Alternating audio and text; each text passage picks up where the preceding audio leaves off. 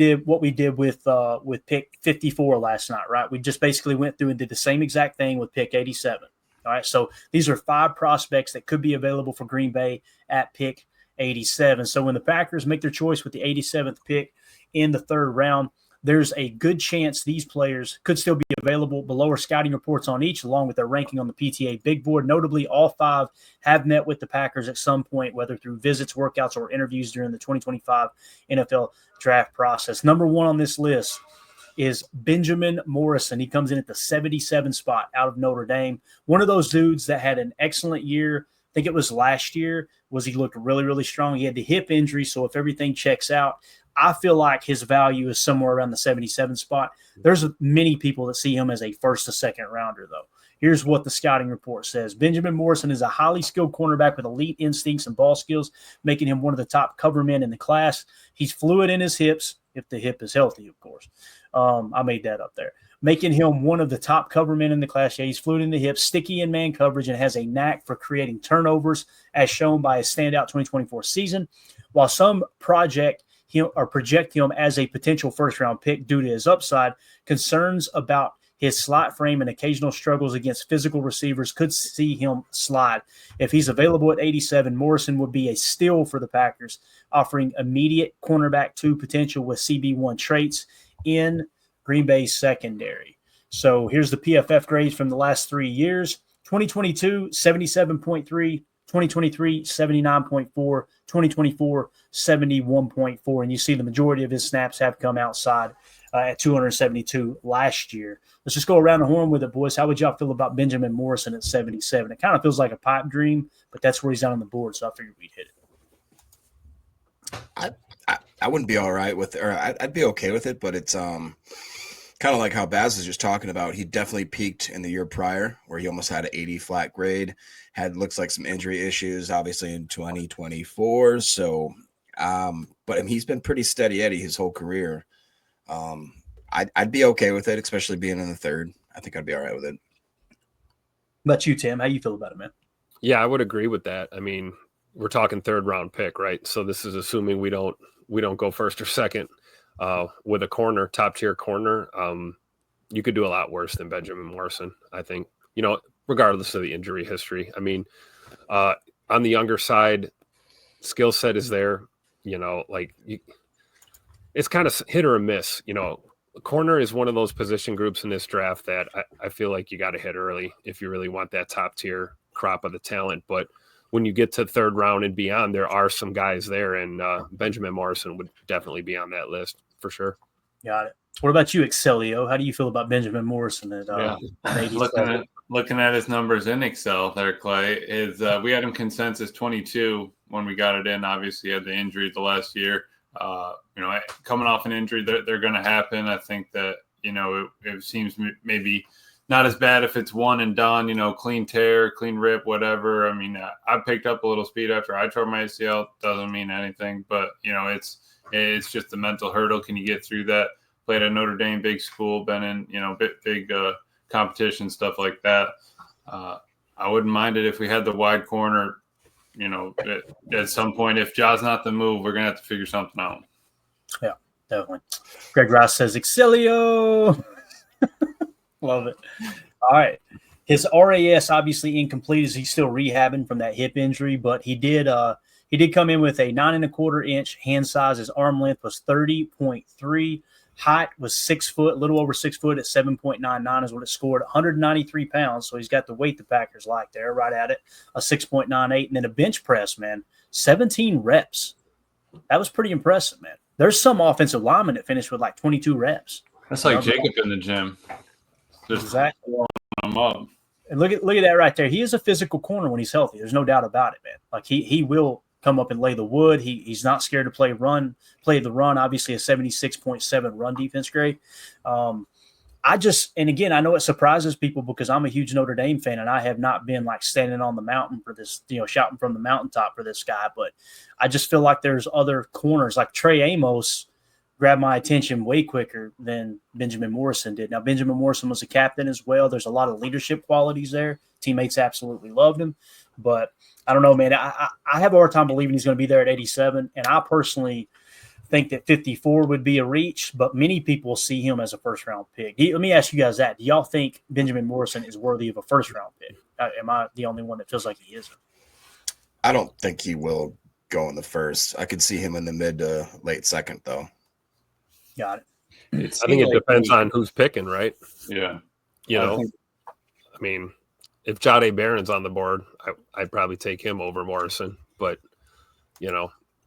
that I'm speaking from a Packer fan perspective. There's, 31 other teams out there that are in this draft. So I think there's a chance he could go first round. I don't think it's completely unreasonable. I think you're spot on, Tim, just because the way he's tracked, PFF had him 15th, consensus had him 22nd when we got the numbers. I mean, if he's up that early and then everybody else hops up a position, stuff like that, I think teams will still kind of eye him as being that talent that's there. I feel like it's sort of like Simmons, the tackle. Dude would have been the best tackle in the draft if he didn't get hurt, and then having the guard have it pop out to his spot. So who's going to get the steal of the draft if you take a chance on the quote unquote hurt guy, and bring him in? Right. Christy Casual Win says, has he been healthy, Clayton?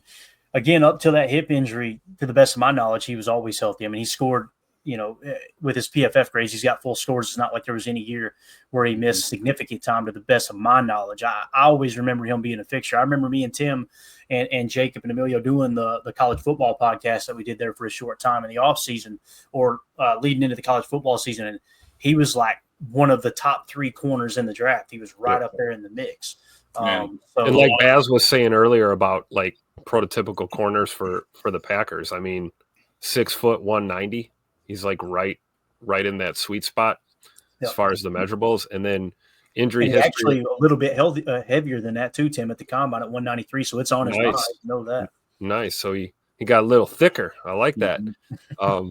But I mean, you look at the injury history. Obviously, you got to take that into consideration. But I mean, the guy just turned 21. Like he's 21 on the nose. So, you've got a little time to develop him as a pro. I mean, this could be a guy that, maybe doesn't have the most out of this world rookie season, but year 2 for him could be a huge jump in the NFL, depending on, how he develops. Yeah.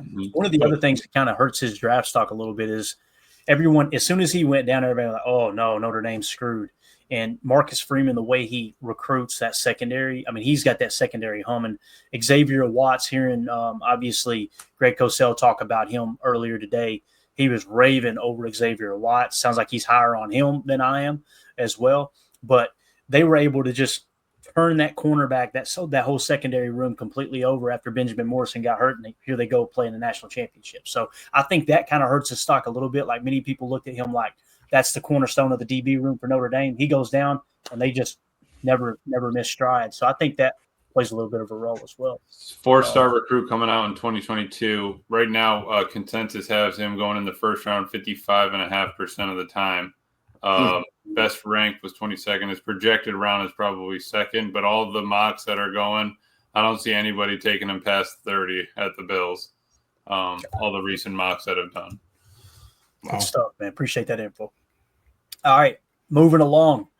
In the number 80 spot on our PTA big board is wide receiver Jaylen Royals out of Utah. Obviously, that is Jordan Love's alma mater. There's a little bit of a pipeline being created there from the Packers scouts. Jaylen Royals is a smooth, explosive wide receiver who thrives as a deep threat and after-the-catch playmaker. His 2024 tape highlights his ability to stretch the field with speed and track the ball downfield, though he's still refining his route tree and consistency against press man coverage. Royals' big play potential make him an intriguing fit for Green Bay's offense, where he could develop into a complementary weapon. Projected as a third-round talent, he brings the kind of juice that could elevate the Packers' passing game. And, of course, with the PFF grades in 2022, he didn't play much, 47.8. In 2023, he jumps all the way to 78.6, and he improved again in 2024, jumping to 79.6. You see, he lined up out wide last year, 379 snaps. He was in the slot, 82 snaps. How do y'all feel about Jaylen Royals? We'll start with you this time, Emilio. What do you think about Jaylen Royals, man? Yeah, I like it. 6 foot, at least we got him over that marker. He's, graded out well, 69, 65th. PFF had him 72nd and 70th when we had him in there. I wouldn't be opposed to it. Kid's willing. He's out there on kick return. Someone that not afraid to get hit if you're out there on kick return. I mean, you got to be ready to get smoked. So I like the toughness there coming from Utah State. Let's see if we get another dog like Jordan Love. Yeah, and Jacob, obviously the Packers seen something in him. They already met with him once. What do you think about Royals? Would you be okay with him there in the third round? Yeah, I definitely would.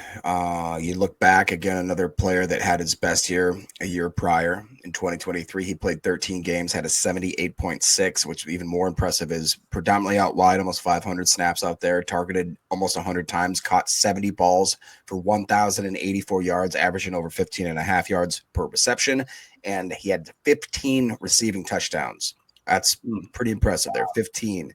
The only thing that gives me a little bit cause for concern is that in 2022, he only played 7 games.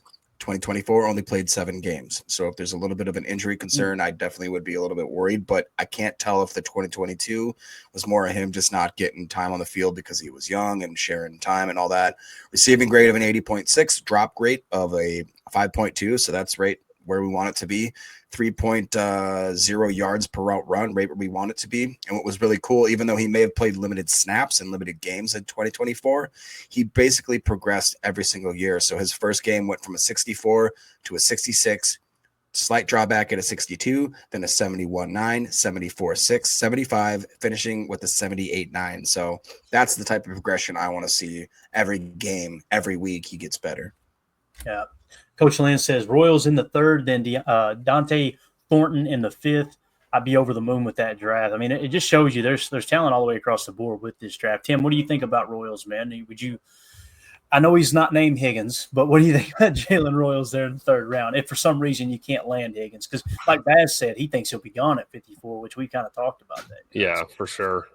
I like Jaylen Royals a lot. I really do. And in the third round, again, you could do a lot worse, especially like if we don't hit on a receiver first or second round.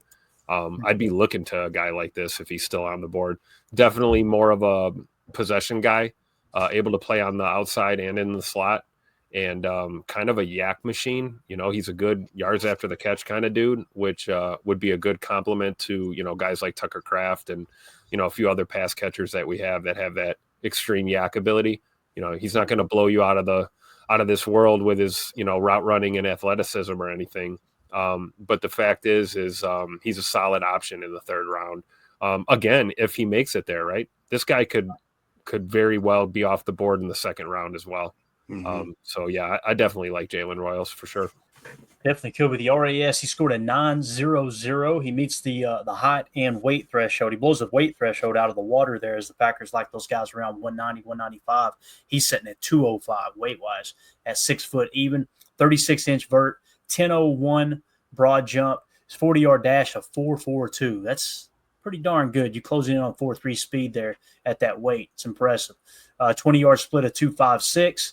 10-yard split of 1.53, pretty evenly ran 40-yard dash. And then, of course, he has a good composite agility grade as well, with a shuttle of 4.25 and a 3-cone of 6.94. So that's Jaylen Royals. Again, he is in the number 80 spot on our PTA big board.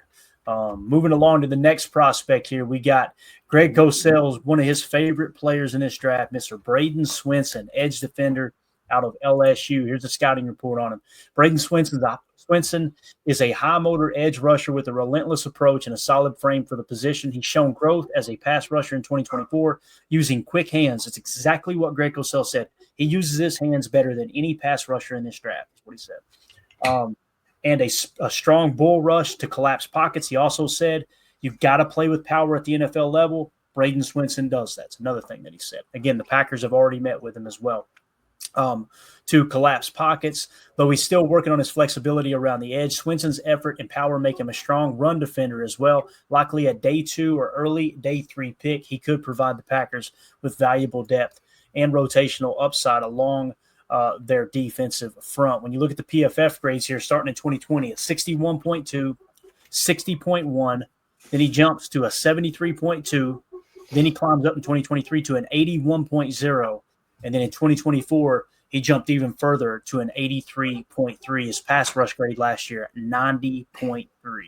This dude I don't agree with what the scouting report says right here, to be honest with you. With the day 3 anyway, I think this dude's going to be gone in the second round, most likely. Now, if he makes it to the third round for us, awesome. And some people are probably going, why are you talking about if he's going to be gone? Because we're showing where these players are on our board, right? Like this is around that range where we would look up and go, the board lines up with the prospect right here. Right. I'll start with you here, Jacob. What do you think about Bradyn Swinson, man? 6'4", 250 is what the card shows, although the RAS measurements had him at 6'3", 255. Yeah, I mean, either way, this kid is starting to grow on me quite a bit. You talked about how being consistent. He's played consistently 10 games, 12 games, 13 games. You talk about ascending score. He goes from a 73.2 to an 81 flat to an 83.3. You talk about production. He went from 0 sacks to 2 sacks to 9 sacks. He had 43 hurries in 2024. I'll say it again, 43 hurries, which was even more impressive is that the pass rush grade, yes, 90.3. Run defense grade, though, like you said, almost a 70. That is very well-rounded. Super, super would love to have that addition on that line. And then the true pass rush grade of a 91.4, and which is just insane, is the pass rush win rate, 22.1%. Like, what? Are you kidding me? And if you look at his whole season breakdown, 13 games, the worst game that he had of the whole season was in week 1 against South Carolina, the USC, and it was a 61-7. Other than that, he never had basically a single game that was below a 65. It was just insane. Most of the games he's in the 80s, high 70s, high 60s. It's just consistent as all can be. Love it. What about you, Tim? What do you think about Bradyn Swinson there at 87? I mean, I agree with Jacob. This is a guy that's kind of been growing on me, the last couple of weeks here. And, honestly, I think if he adds, I shouldn't say adds because he's got it already, but if he continues to develop that run D side of his game, he's going to be a monster in the NFL. And I think if we're talking third round, like any team that gets, if he's on the board in the third round and you don't draft this guy, I feel bad for you. I really do. I do think there is a good chance that he goes a lot sooner. And, pass rush is a huge need, for the Packers. We've talked about it, Goody's comments aside about being happy with the personnel we have doesn't mean you can't constantly get better at the edge position in particular. So I definitely think that, Swinson is one of those dudes that's kind of cut from that cloth that, what his strengths are, but if he, develops on the things that he's not quite known for, I mean, this guy's going to be a complete player. Definitely someone to look at.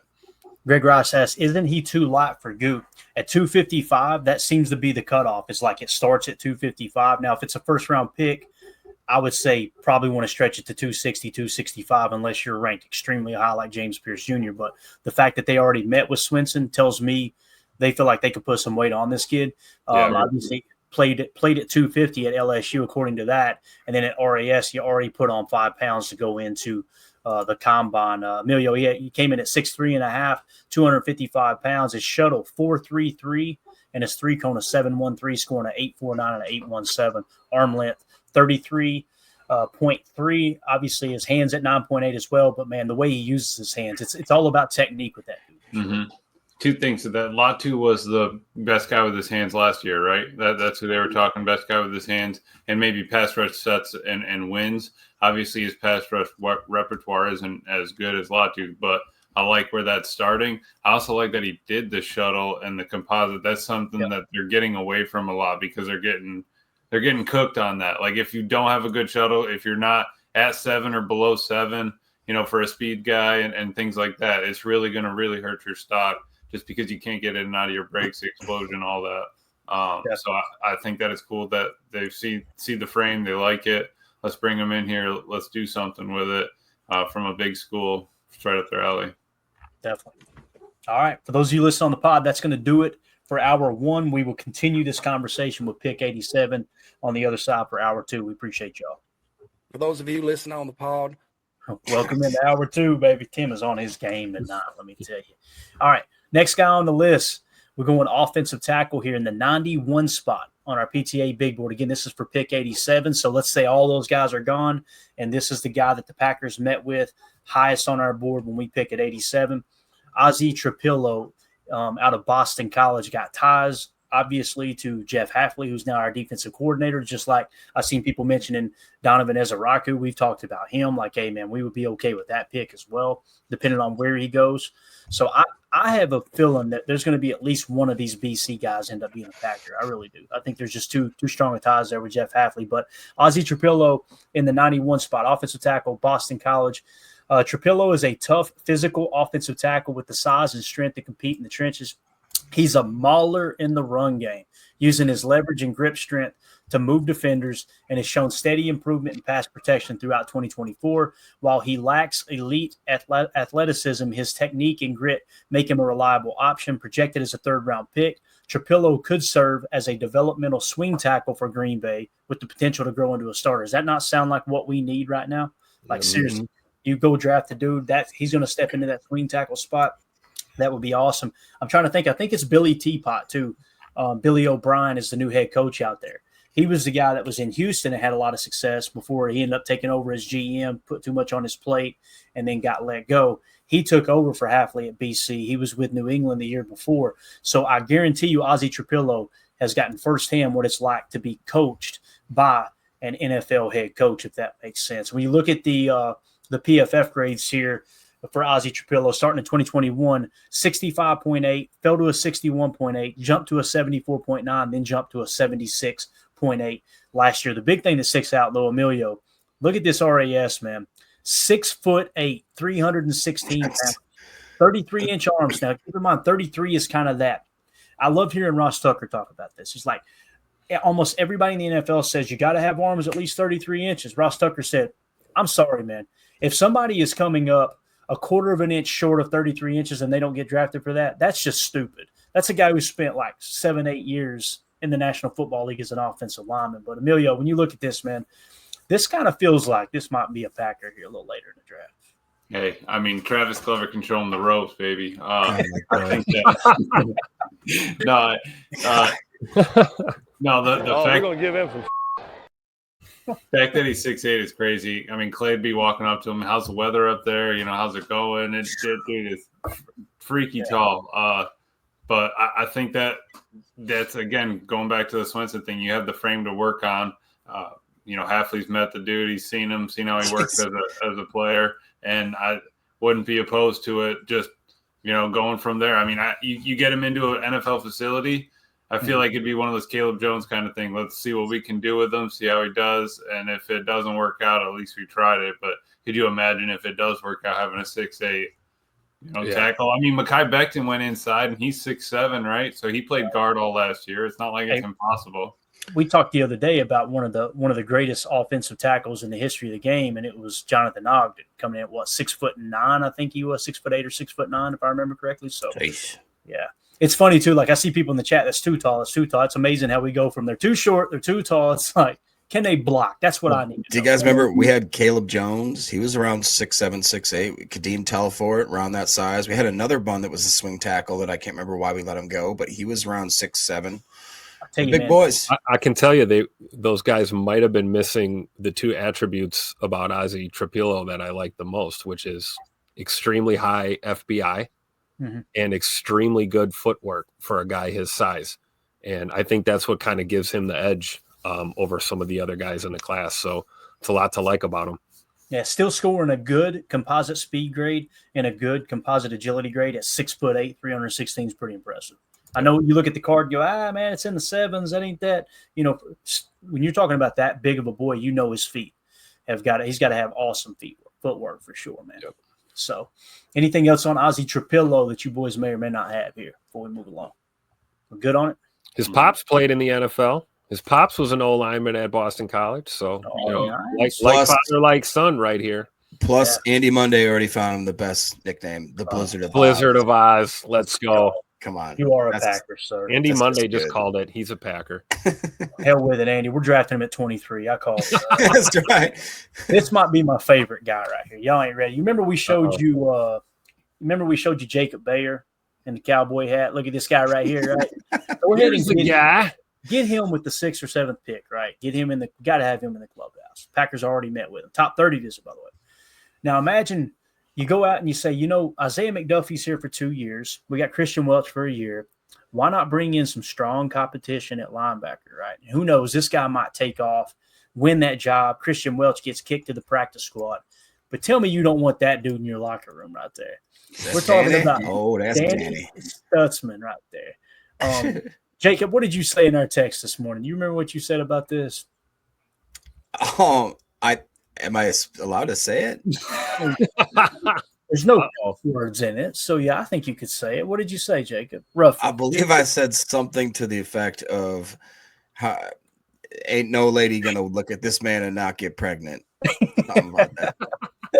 So Danny Stutsman, I'm just going to call him Danny Stetson is what I'm going to call him. So obviously played for the Sooners out there. Number 94 on our list. Danny Stutsman is an instinctive, hard-hitting linebacker who plays with a throwback style and exceptional football IQ. He's a tackling machine in the run game and has improved his coverage skills in 2024. Though he can struggle against quicker tight ends, Stutsman's leadership and tenacity make him a culture fit for the Packers defense. As a likely third-round selection, he could step in as a rotational linebacker with the upside of becoming a three-down contributor. Also someone, you read that profile and go, put that dude on special teams screaming down the field, right? Yep. You look at the PFF grades.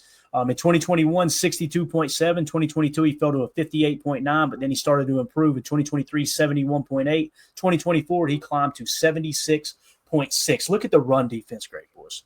90.9. Yep. Now, coverage, that's a struggle. Don't get me wrong. But imagine that dude, if you get in a little bit of trouble with injuries and you have to plug and play him in your base 4-3, he's only going to be out there for the majority of run plays, right? If someone goes out in a 12 or a 21 personnel, bring that thumper in with a 90.9 run defense grade. And, oh, by the way, just on special teams, too. Yeah, he really just seems like an absolute perfect replacement for Isaiah McDuffie. Yeah. Look at the size, too. 6'4", 241. Yeah. Let's see if that's what he measured at. He actually came in at 6'3". Go ahead, Jake. No, still, I'll take that. 40 time of 4.52. Really enjoy that. 20-yard split. Everything looks good. It just really does. It looks polished. Yeah. You gotta love a stack backer that just wants to go out there and hit somebody, right? Yeah. Like that, kind of like the Bobby Boucher factor, He just wants tackling fuel. Tackling fuel, That hat right there gives me tackling fuel. I'll take the lower coverage grade, because we're not asking him to do that very often. And right. I think Jacob hit it on the head. And just like you mentioned, Clayton, it's great that we've got Zay McDuffie back in the fold for the next couple of years. But, moving forward, Stutsman is the type of dude you want to put out there behind a guy like that, especially with us losing that veteran presence of Eric Wilson back there. So we got Quay, we got Coop, we got McDuffie. You bring a guy like this in the mix, plus we got Tyron Hopper still working in the fold. Linebacker room looks really good with a guy like this, especially if you're talking third round. Yeah. Emilio, how do you feel about it, man? Danny Stutsman here at 87. Would you be all right with it? 94 overall season 3 card, Clay. I'll take that. But no, yeah, he's a real good linebacker on the inside. Wants to play downhill, wants to get in the backfield. Be a disruptor. Coming from Oklahoma, I think that's huge. I like that he's got a vertical. Kind of don't love that he didn't run the agility and match that with his coverage grade being a little sus. I think that's an issue probably in man and, floating the zones. But for what we would ask him to do, coming in, being the outside 3, either weak or strong side and go from there, I wouldn't be opposed to bringing in a guy like Stutsman who had, a good college career. You can get him back in here. And I love the fact that he played in basically every snap he could, played, defense, special teams everywhere. Yeah, absolutely. And obviously with Goody having some of his guys already meet with him, I imagine it was at a pro day or maybe even, I don't know if he was at the combine. Yeah, obviously he was at the combine. I don't think these are pro day measurements. So they've shown some interest in Stutsman. And it's just like the whole tight end conversation with Musgrave, right? Like, well, we got Musgrave. Why do we need a tight end? Do we not remember Quay Walker getting banged up? Do we not remember Edgerrin Cooper being injured coming out of camp? Yeah. Like, injuries happen. And you're building – especially the linebackers and tight ends, right? Exactly. Yeah. Like, when you're building your roster from the bottom up, that's what you're looking at. It's like you're looking to improve that linebacker. I know we signed Christian Welch, but it doesn't mean Christian Welch is going to be on the 53-man roster. We thought he was a slam dunk last year, and what happened? They literally kicked him out the building, right? Yeah. So – You go and draft someone like him. And again, if the stars align, it makes sense. This might be this would be a great 4th round pick. We're just showing he's in that range of players that the Packers met with and where they sit on our PTA big board. So I would be all about it, man. You talk about wanting to build that culture and bring those thumpers in there.